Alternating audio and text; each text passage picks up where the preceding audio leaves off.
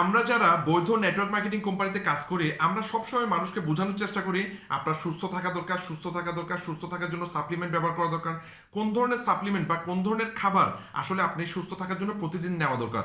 এই 5টি উপাদান সুস্থ থাকার জন্য আপনার শরীরে প্রতিদিন দেওয়া দরকার।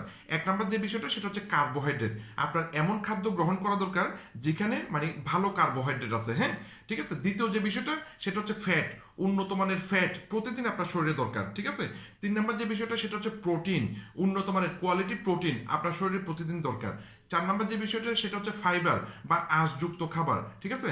আপনার সাপ্লিমেন্ট বা আপনার খাবারের মাধ্যমে ফাইবার দরকার। আর 5 নম্বর যে বিষয়টা সেটা হচ্ছে আসলে ওয়াটার, উন্নত মানের পানি প্রতিদিন আপনার পান করা দরকার, ঠিক আছে। এগুলোকে বলা হচ্ছে ম্যাক্রোনিউট্রিয়েন্টস। ম্যাক্রোনিউট্রিয়েন্টস মানে এই উপাদানগুলো পর্যাপ্ত পরিমাণে, বেশি অধিক পরিমাণে আপনার শরীরে দরকার সুস্থ থাকার জন্য। ভিডিওটি উপকারী মনে হলে শেয়ার করবেন। ধন্যবাদ।